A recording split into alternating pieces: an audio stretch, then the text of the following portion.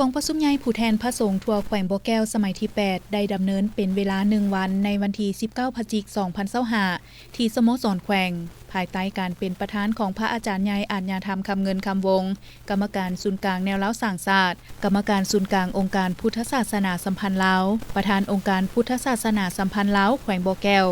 เป็นเกียรติเข้าร่วมมีพระอาจารย์ใหญ่มหาเวทมาเสนัยประธานศูนย์กลางองค์การพุทธศาสนาสัมพันธ์แห่งสาธารณรัฐประชาธิปไตยประชาชนลาวฝ่ายคารวาสมีทันพลจัตวาสุภจันทร์ศิลาเพชรรองเลขาพรรคแขวงของเจ้าแขวงบ่อแก้วมีพาเทลานูเทละและบรรดาการนำของแขวงพนักงานอาวุโสบำนาญอำนาจการปกครองบ้านภายในเทศบาลแขวงเข้าร่วมในบ้านดำเนินกองประชุมพระอาจารย์ใหญ่อาญาธรรมคำเงินคำวงประธานกองประชุมได้กล่าวเปิดกองประชุมอย่างเป็นทางการพร้อมทางได้รายงานการเคลื่อนไหวเวียกงานการจัดตั้งปฏิบัติกองประชุมใหญ่ผู้แทนพระสงฆ์ทั่วแขวงบ่อแก้วสมัยที่ 7 ขององค์การพุทธศาสนาสัมพันธ์ลาวแขวงบ่อแก้วตลอดระยะ5 ปีผ่านมาซึ่งได้เอกอ้างถึงผลงานคุณงามความดีในการจัดตั้งปฏิบัติเผยแผ่หลักธรรมคำสอนขององค์สัมมาสัมพุทธเจ้าดังที่ฮู้นำกันแล้วว่าองค์การพุทธศาสนาแม่นองค์การจัดตั้งที่เป็นตัวแทนให้แก่พระสงฆ์สามเณรก็คือพุทธศาสนิกชนลาวที่มีศรัทธาและความเลื่อมใสต่อพระธรรมคำสั่งสอนพระพุทธเจ้าเพื่อเฮ็ดให้บรรพชิกสาวกได้อุทิศตนเพื่อการบำเพ็ญภาวนาอยู่ในหลักธรรมคำสั่งสอนของพระพุทธเจ้าสร้างแต่กรรมดีมีจิตใจเมตตากรุณาบ่อิจฉาบังเบียดซึ่งกันและกันองค์การพุทธศาสนาสัมพันธ์ลาวแขวงประกอบมีกรรมาธิการปกครองสงฆ์แขวงกรรมาธิการศึกษาสงฆ์แขวงกรรมาธิการเผยแพร่ศีลธรรมและปฏิบัติกรรมฐานแขวงกรรมาธิการสาธารณูปการแขวงพื้นฐานโครงหลังพระพุทธศาสนาและกรรมาธิการการต่างประเทศองค์การพุทธศาสนาสัมพันธ์ลาวแขวงบ่อแก้วแต่ปี 2000 ถึง 2025 มีวัดทั้งหมด120วัดในนั้นอยู่เมืองห้วยสาย49วัดเมืองต้นเพิง31วัดเมืองปากท้า14วัดเมืองผาอุดม18วัดและเมืองเมิง9วัดสำหรับเวียกงานกรรมาธิการเผยแพร่ศีลธรรมและปฏิบัติกรรมฐานได้เผยแพร่หลักธรรมคำสอนของพระพุทธเจ้าเป็นปกติและเป็นประจำโดยเฉพาะแม้นการจัดงานบุญวิสาขบูชาประจำปีงานปฏิบัติธรรมประจำปีงานบรรพชาสามเณรและอื่นๆเวียกงานกรรมาธิการสาธารณูปการได้คุ้มครองการก่อสร้างพัฒนาวัดวาอารามการบูรณะปฏิสังขรณ์ศาสนสถานศาสนวัตถุศาสนสมบัติหนังสือผูกใบลานคัมภีร์พิธีกรรมพิธีการของพุทธศาสนาในกองประชุมยังได้มีการประกอบคำคิดเห็นอย่างกงไปกงมาเพื่อเสริมขยายด้านดีปรับปรุงด้านอ่อนข้อคงค้างให้ไปตามหลักธรรมคำสั่งสอนของพระพุทธเจ้าตามยุคสมัยจากนั้นท่านสมบูรณ์ไซสามารถห้องหัวหน้าคณะจัดตั้งแขวงได้ผ่านข้อตกลงของเจ้าแขวงบ่อแก้วว่าด้วยการรับห้องเอาโครงประกอบกงจักการจัดตั้งองค์การพุทธศาสนาสัมพันธ์ลาวแขวงบ่อแก้วสมัยที่ 8พร้อมทั้งประกาศรับห้องโครงประกอบคณะองค์การพุทธศาสนาสัมพันธ์ลาวแขวงสมัยที่ 8อย่างเป็นทางการเจ้าแขวงบ่อแก้วตกลงมาตราที่1เฮ็ดดีรับห้องเอาบุคลากรพระสงฆ์เข้าโครงประกอบการจัดตั้งองค์การพุทธศาสนาสัมพันธ์ลาวแขวงบ่อแก้วสมัยที่ 8รายละเอียดดังนี้คณะที่ปรึกษาอปสแขวงบ่อแก้วประกอบด้วย 1. พระอาจารย์ใหญ่อาญาธรรมคำเงินคำวงเป็นประธานที่ปรึกษา 2. พระอาจารย์ใหญ่คำคูณดวงอภัยวงศ์เป็นรองประธานที่ปรึกษา 2. พระอาจารย์คำตาคำปัญญามัตนาเป็นรองประธานที่ปรึกษา 4. พระอาจารย์บุญศรีคำพิลาปัญโยเป็นคณะ 5. พระอาจารย์บุญนำธรรมวงศ์เป็นคณะประธานอปสแขวง 1. พระอาจารย์วัชรคติยะเป็นประธานอปสแขวงรองประธานอปสแขวงประกอบมี5องค์ดังนี้ 1. พระอาจารย์ปอไสยพรศรีปัญญาเป็นรองประธานอปสแขวง 2. พระอาจารย์สมศักดิ์ทิพศรเป็นรองประธานอปสแขวง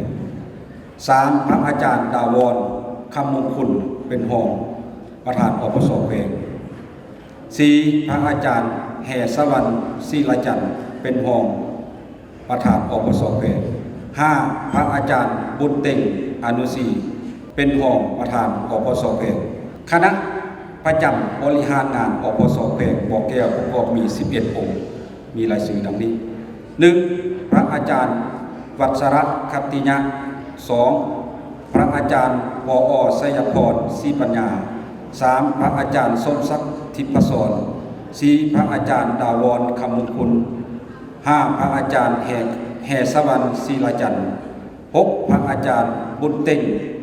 อนุสี 7. พระอาจารย์ทองศรีนันบัวหัก 8. พระอาจารย์แป๊บโพธิศักดิ์ 9. พระอาจารย์คำพันธ์ปัญญารัตน์ 10. พระอาจารย์นุกกิจสลาด 11. พระอาจารย์อนุสัยคัตติศักดิ์คณะกรรมการบริหารงานอปสแขวงบ่อแก้วประกอบมี15องค์มีรายชื่อดังนี้ 1. พระอาจารย์บุญคงพานีพิษ 2. พระอาจารย์ทองดำพรหมมณีวัน 3. พระอาจารย์พรสุริปัญญา 4. พระอาจารย์อินทนินทร์พรหมสวรรค์ 5. พระอาจารย์มหาคำลาพรประดิษฐ์ 6. พระอาจารย์ตุยคำไส 7. พระอาจารย์สีพรคูณประเสริฐ 8. พระอาจารย์ดวงเดือนแก้วประเสริฐ 9. พระอาจารย์สุรีธรรมจักร 10. พระอาจารย์ศักดาธรรมวงศ์ 11. พระอาจารย์ลอดแสงวลิต 12. พระอาจารย์คันติแสงคมัน 13. พระอาจารย์คำจันทร์ธรรมวงศ์ 14. พระอาจารย์อุตตาสิทธิลาภ 15. พระอาจารย์คำไมสอนใสมาตาสอง